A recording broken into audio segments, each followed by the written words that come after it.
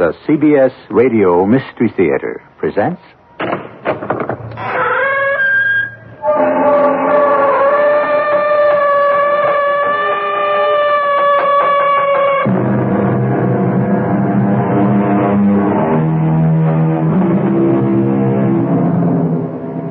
Come in. Welcome. I'm E.G. Marshall. Learn to do well. Seek judgment. Relieve the oppressed. Help the fatherless. Plead for the widow. Such excellent advice from the prophet Isaiah. So simple to understand. So fulfilling to follow. So, why aren't more people doing it? Your Majesty, the people are waiting to hear your immortal words of wisdom. Mother, I can't think of any at the moment. That is not acceptable. I'm sorry. The people won't like it. I'm not prepared to make a judgment. Then there's only one thing you can do. Yes? Tell me. What is it? Tell me. No. You're not quite ready for it. Not just yet.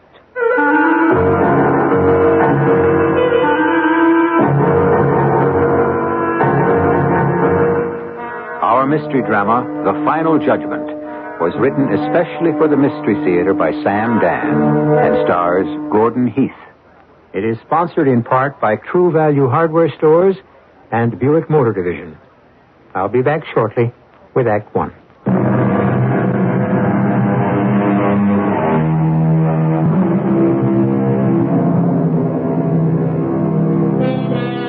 There is no new thing under the sun.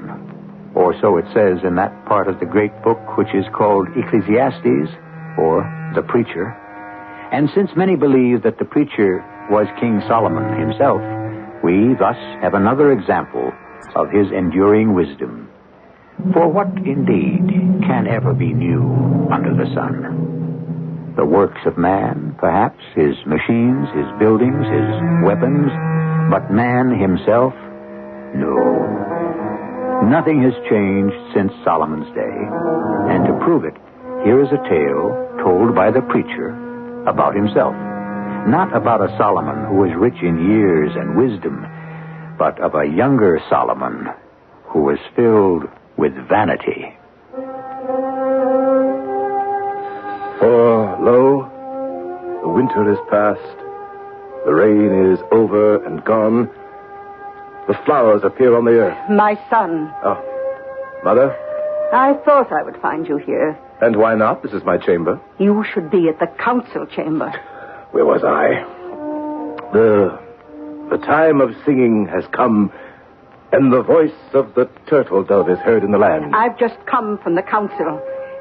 Did you hear me? I'm sure all Israel has heard you, dearest mother. The fig tree puts forth its figs, and its vines are in blossom. And what are you doing? I'm writing poetry. Poetry? How can you write poetry? There's going to be a war. We can have war any time we please. But poetry, only when the inspiration comes. Jeroboam is raising an army. He claims the throne. I must ask you a very important question, Mother. Yes? Don't spare my feelings. How does this poem compare with, well, in your opinion, with what my father has written?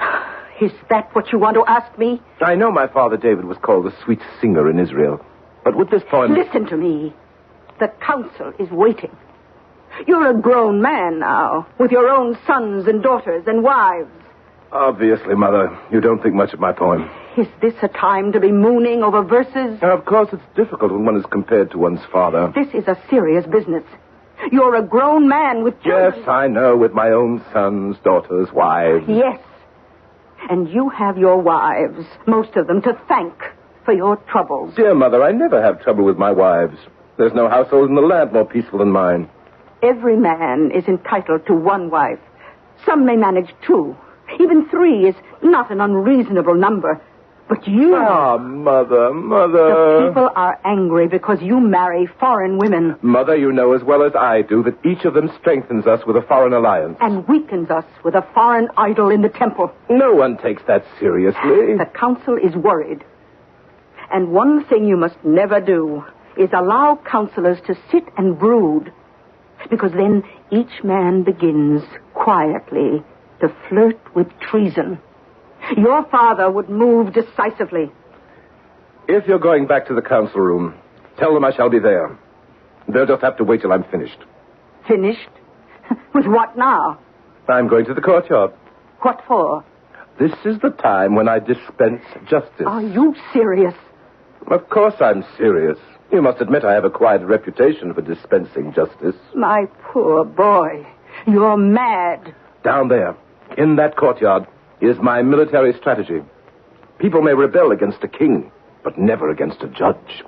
Especially one who seems to speak with the vision and the wisdom of the Lord. But I know what you want.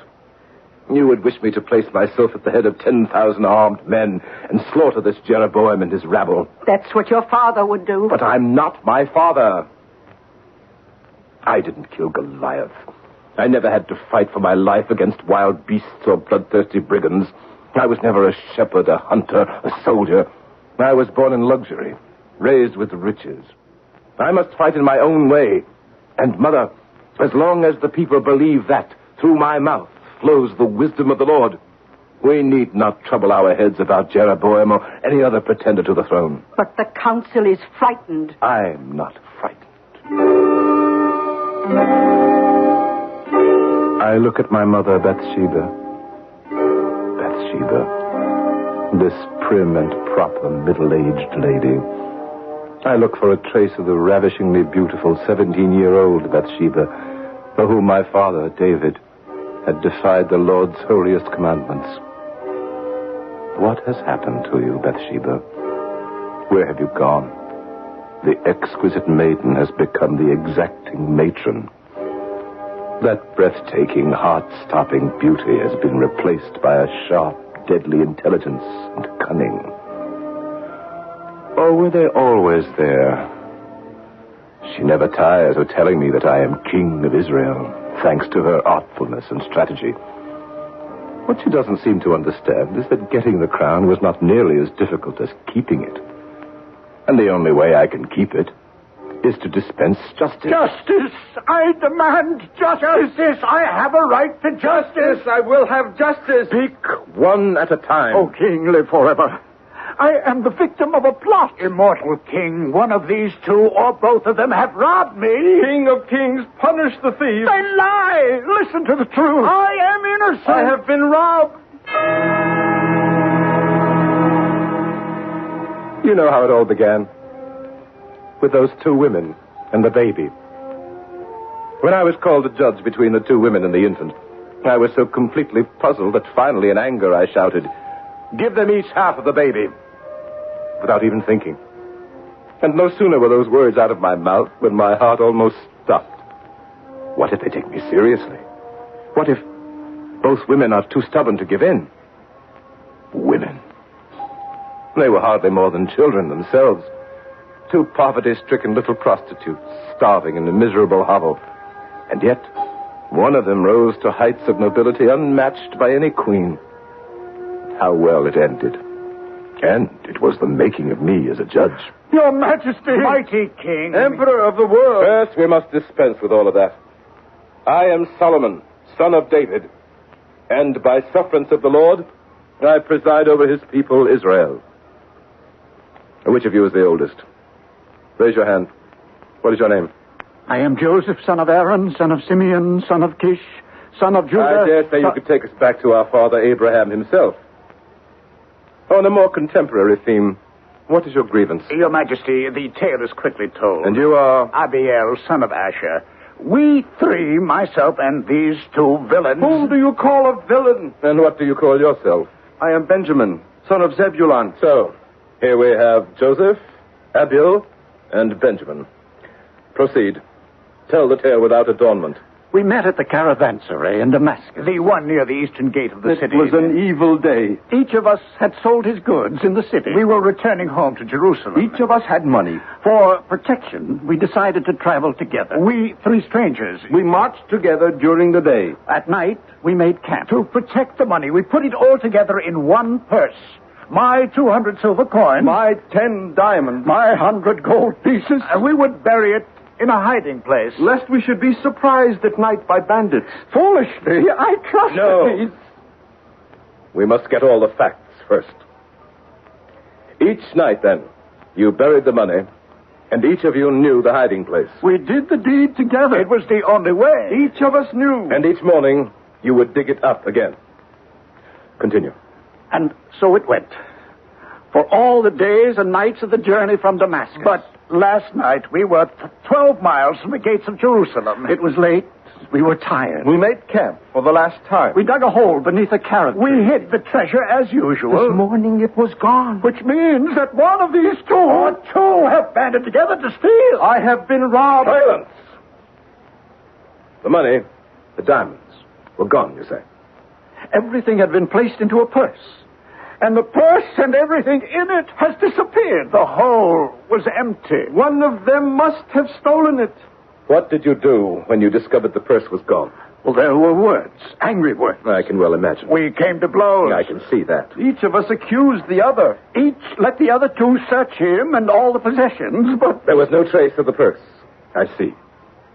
Then we must assume that last night, when all three of you were supposed to be deep in slumber, one of you was awake. Yes, one of them. That's the way it happened. And that one, making sure the others were fast asleep, went to the hiding place, removed the purse, hid it somewhere, and returned to his place by the fire. That's exactly how it was. That's what the thief did. That's what one of them did.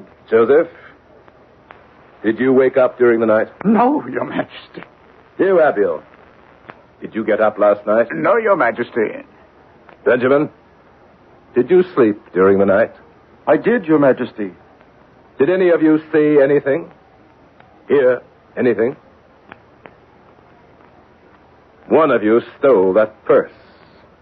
So, was it you, Joseph? No, Your Majesty. Was it you, Abiel? I swear to you, Your Majesty, I'm innocent. And you, Benjamin? Are you the man? No. No, Your Majesty. One of you is lying. This was the moment. Dramatic moment that everyone was waiting for. Three men had told a story. Each was a respectable and honest-looking person, and yet one of them was a liar and a thief. To see through the lie was beyond the capability of the average person, but I was Solomon. Solomon the king, Solomon the great judge. I would see through the sham and falsehood. I would reach out and touch the core of truth, because I was guided by the Lord. There was a hush. No one spoke. They waited for me to rise and point to the culprit. They waited for the awful bolt of lightning to strike, and so did I. I waited for the flash of insight. I waited for the sudden revelation. But it didn't come. I knew what I had to do. I rose from my chair. I gazed into each man's face. I needed time. Joseph, raise your hand and swear you are innocent. I swear I am innocent, Your Majesty. Abiel, swear you are innocent. I swear, Your Majesty.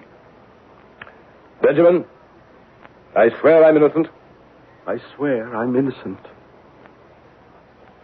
One of you is guilty. And that one is...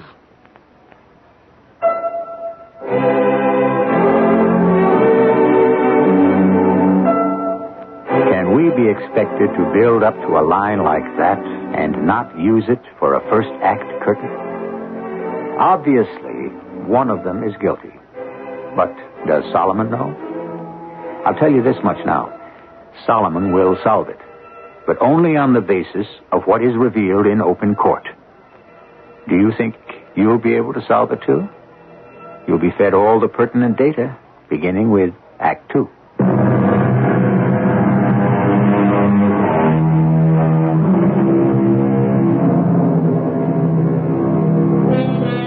The mark of Cain, the brand of the thief. By these, we are supposed to know the transgressor. However, that type of insignia used to be put on after the criminal had been exposed. So how do you recognize the wrongdoer before he has been brought to justice? This is a story about King Solomon.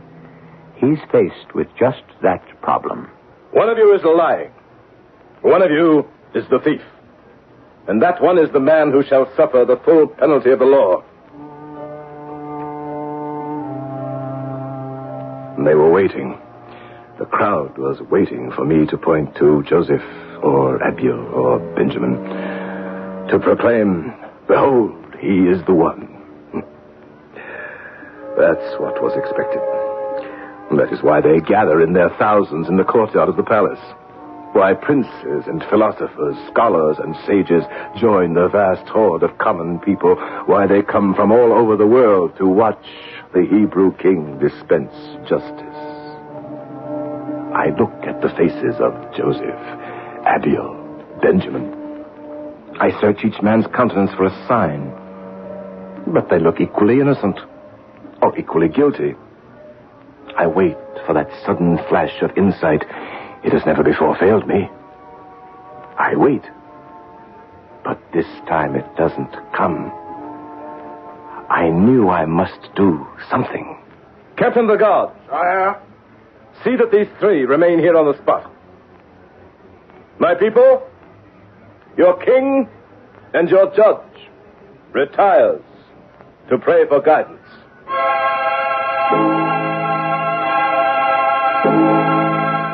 Solomon. Mother, I cannot come to the council chamber now. I understand.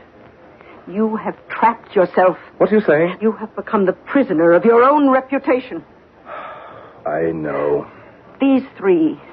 By now, news of their litigation is traveling all through the land. And everyone awaits the judgment of Solomon. Mother, it is not necessary to remind me. But it is. Listen to the words of Jeroboam. Listen to what he says. Are we not a simple, God-fearing people? Farmers, craftsmen, shepherds?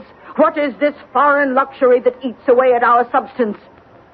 And the people listen. He is wrong. We are not a simple people. We're a great people. Does it matter? Your strongest claim to the throne is your ability to dispense divine justice. Well, dispense it. The people are waiting. I know they're waiting. The one thing you cannot do is keep them waiting. I know. I've been wife to a king and mother to a king. A king must do what his people expect of him. And from you, they expect... I know what they expect. Judgment. Then give them a judgment. I've been unable to find... Then come up with something clever. Mother, you cannot command inspiration. Well, then what are you going to do? I'll think of something. I've already thought of something. What is it? Well, tell me. No. I don't think you're ready for it. Just yet. I sent confidential agents through the city. They investigated Joseph, Abiel, Benjamin. What kind of reputation did each man have? Spotless, it turned out. What did their friends, neighbors, even enemies think?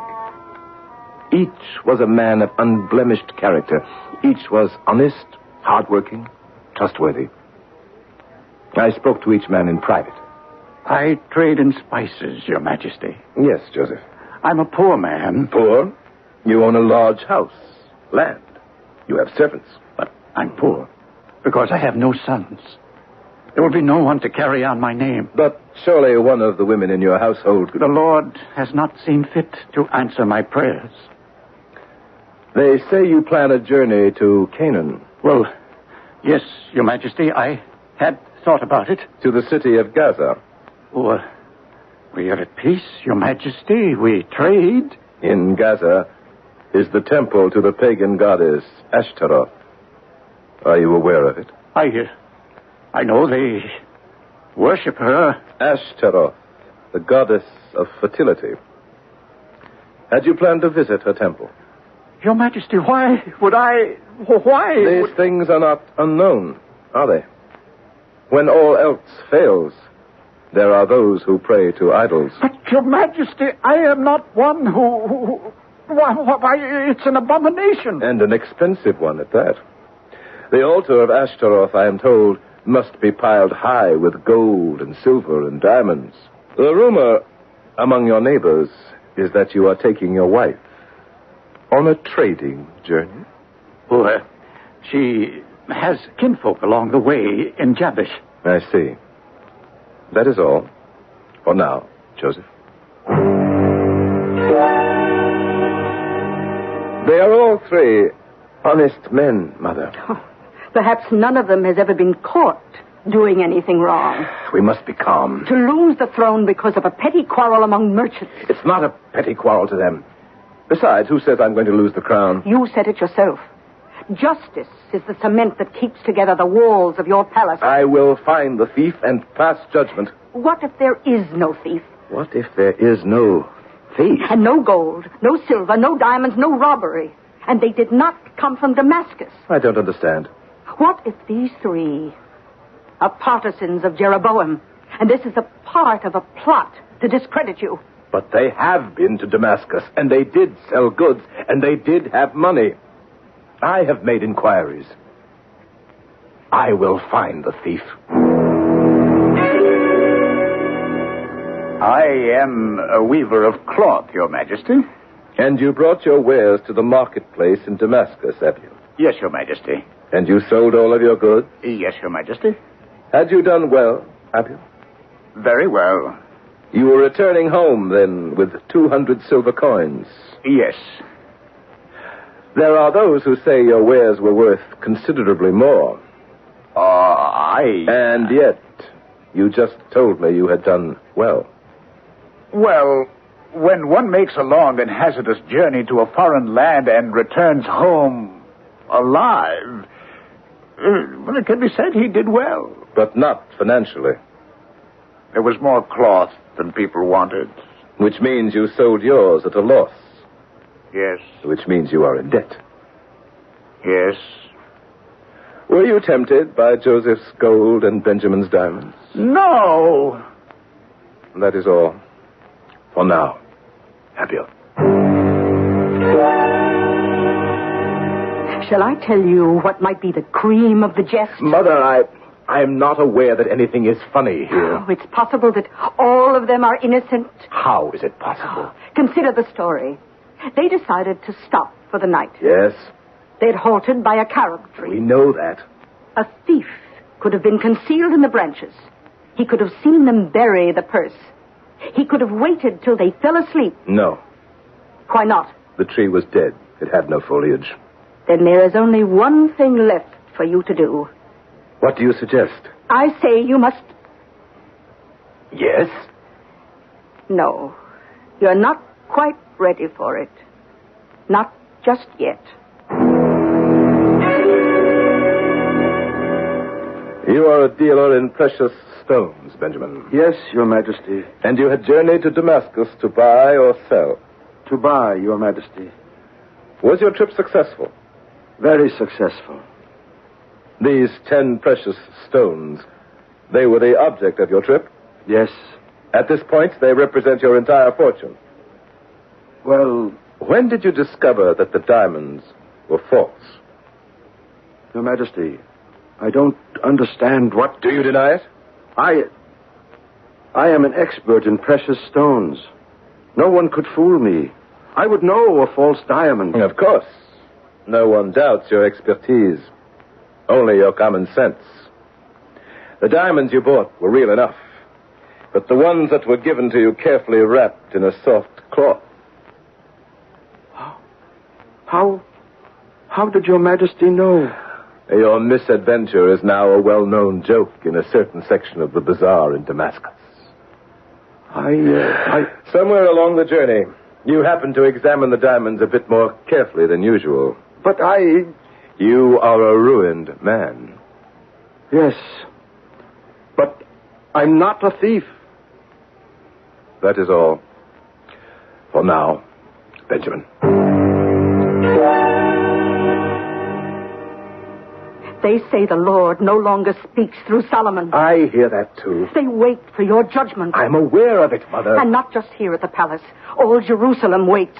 From the deserts of the Negev to the mountains of Galilee, all are waiting for the great judgment from the great judge. I'm doing my best. One of them is guilty, but which one? It doesn't matter. Any one of them will do. Oh, no. Only the one who is guilty. If you must have the guilty one, then do it the way these things are done among civilized people. I don't understand, Mother. Let me suggest a way. Let us conveniently discover a sack. It will contain Joseph's 100 gold pieces, Abiel's 200 silver coins, and Benjamin's 10 diamonds. Mother. Choose the one who pleases you least. He will be the thief. Punish him as you see fit. The other two will be satisfied. The mob will have its judgment. The throne will be safe again. You don't care for the idea? No. You are repelled by the, shall we say, the immorality of it. Immorality? I remember what I did to get the throne. What I did. What I permitted you to do for me. No king is without blood on his hands. Not my father, David, nor Saul before him. There are things you must do to win the crown. And there are things you must do to make sure the crown remains on your head. I understand that, Mother. Now, we know the contents of the purse. 100 pieces of gold, 200 silver coins, 10 diamonds. And now we must determine the look of the purse itself. Solomon. Yes?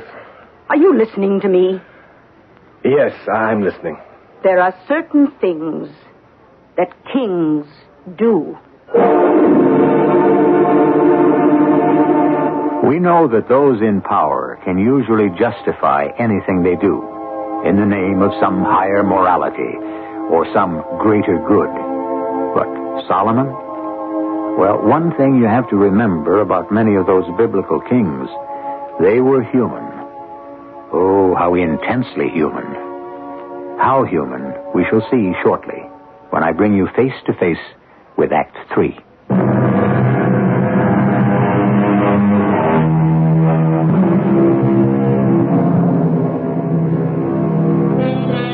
You are the prisoner of your reputation, said the Queen Mother Bathsheba to her son King Solomon. And what was his reputation? His great ability? Today we would call it instant wisdom. It was as if he were divinely inspired to see through the maze of confusion into the heart of a problem. The trouble with being able to create miracles is that after a while, people expect you to do it all the time. All three of them had a motive. All three of them could have used the contents of the purse. Then decide among them. They are entitled to justice. Oh, we're back to that. We never left it. Jeroboam grows stronger every day. I will find the guilty man. How? I will find him. I summoned the three of them before me again. I questioned them at length, in detail. There was nothing I didn't know now about their lives, their thoughts. But the basic mystery still eluded me. Which one was the thief? Obviously, they were all honest to begin with. But each now felt a desperate need for more money. Under these circumstances, any man can break down. Any honest man can suddenly desert the path of morality. I kept asking more and more questions.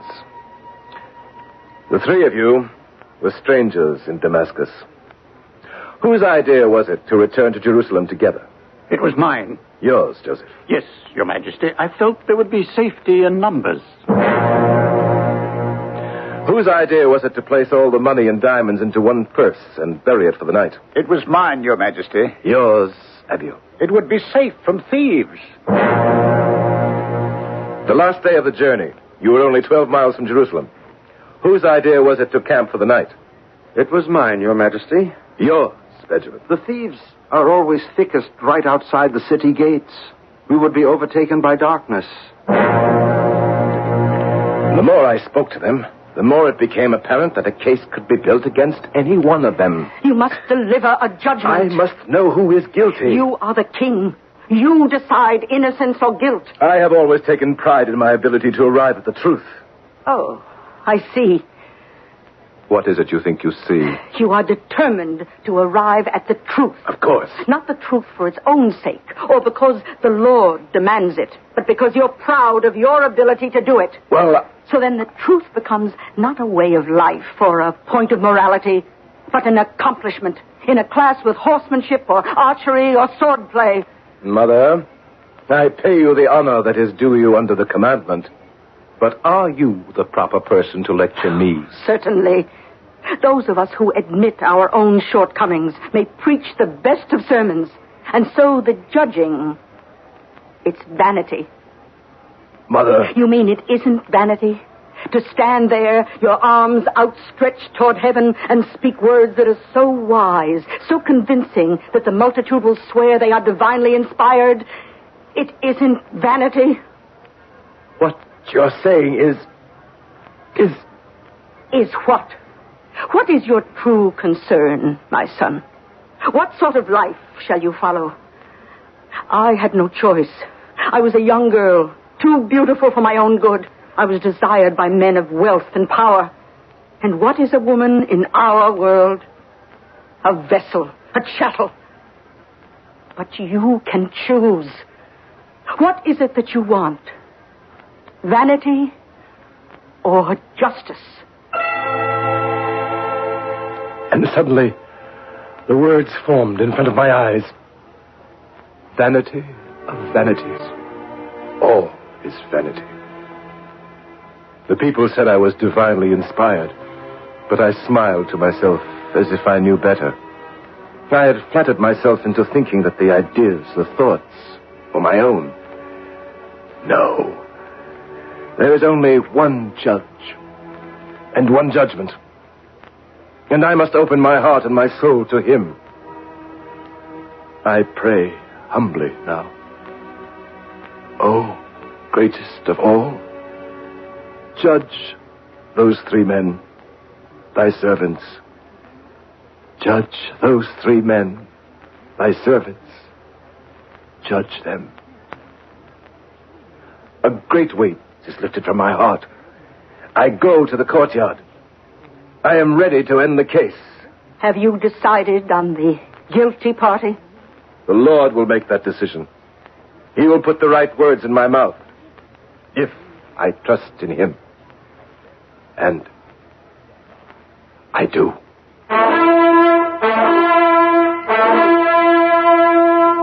Joseph, Abiel, Benjamin, stand forth. Each of you has presented his case. From all the evidence that has been given and all the facts, any one of you may be the culprit. Before I announce my verdict, I should like to tell you all a story, for it has a bearing on this case. Listen, all. A young man and a young woman fell in love.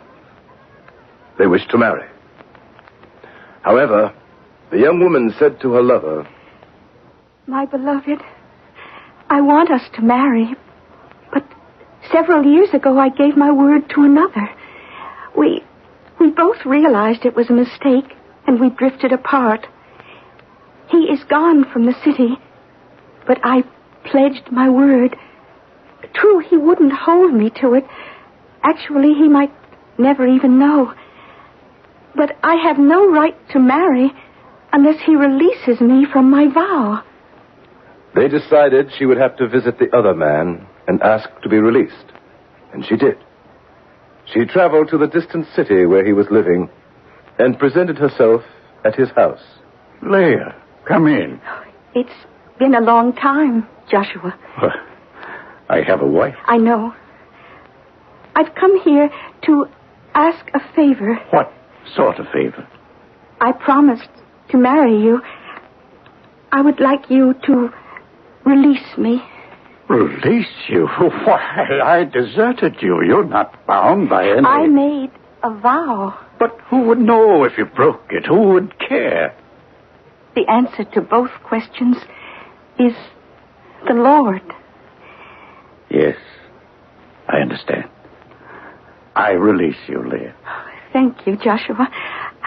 I want you to have these. What are they?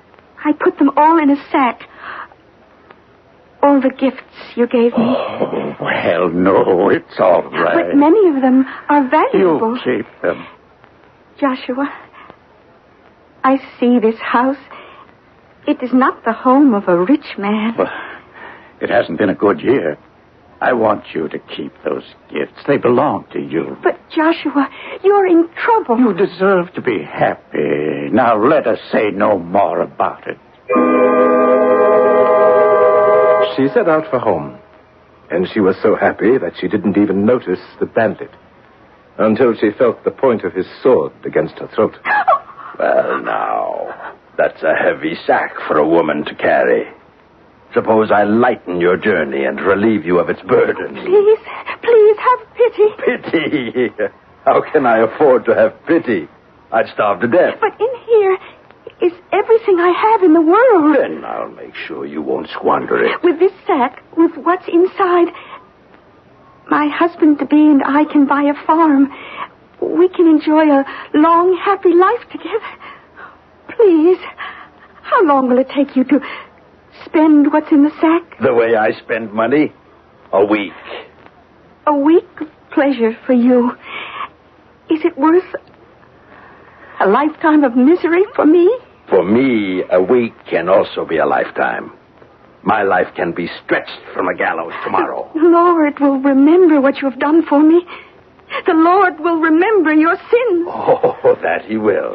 But when he makes his judgment, he will also remember that you spared a poor woman her few miserable possessions.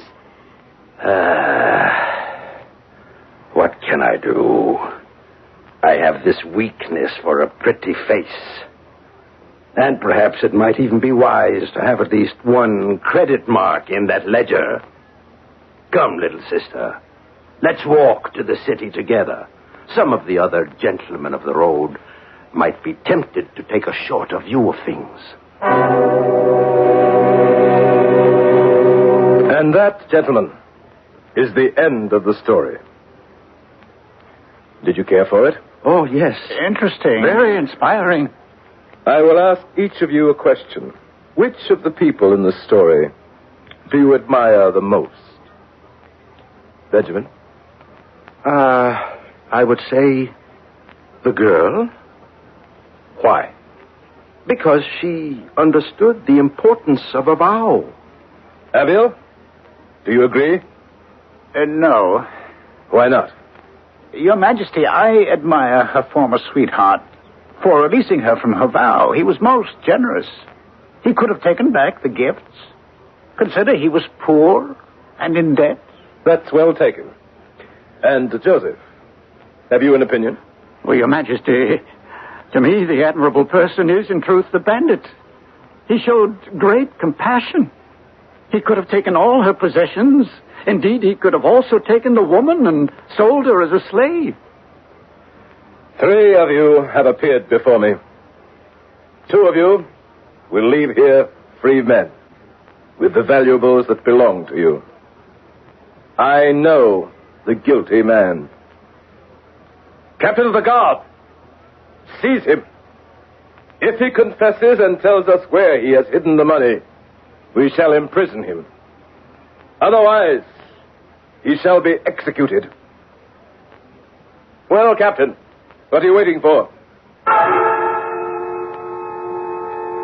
What is he waiting for? Obviously, he's waiting to be told which of the 3 is guilty. Are you also waiting to be told? Or do you know? Solomon has arrived at his decision. Have you arrived at yours? You know everything he does. Have you decided? Let's compare conclusions. Captain of the guard, seize the guilty man. Which one, Your Majesty? Why, Joseph. Joseph, Of course. No! No, I swear I'm innocent. Captain, we will have this man hanged. No, Your Majesty, save my life. I'll tell you where I hid the purse.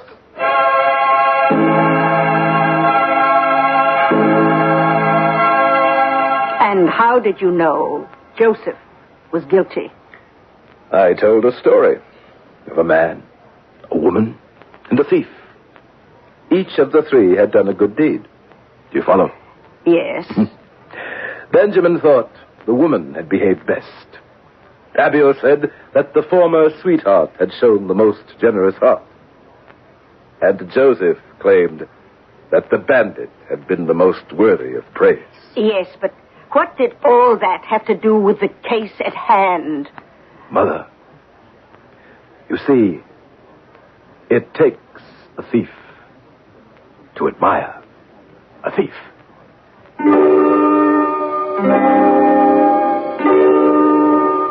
As he thinks in his heart, so he is in his deed, said our King Solomon. This and other bits of ancient wisdom are constantly being rediscovered, and today we call it psychology. But as we have been told, as it was in the beginning, so shall it be in the end.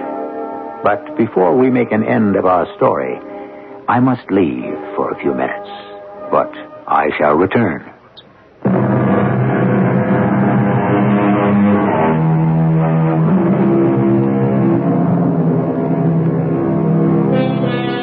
This has been the story of a judge, of a mighty king who held the power of life and death. We think of judges as men who determine our fate, which is true. Yet each of us is a judge. Each of us is constantly being called upon to decide between right and wrong, good and evil. Thus, the sum of our lives is a judgment. And thus, in our hearts, none of us need be in suspense concerning the verdict. Our cast included Gordon Heath, Bryna Rayburn, Ralph Bell, Nat Polan, and Roger DeKoven. The entire production was under the direction of Hyman Brown. This is E.G. Marshall inviting you to return to our Mystery Theater for another adventure in the macabre. Until next time, pleasant dreams.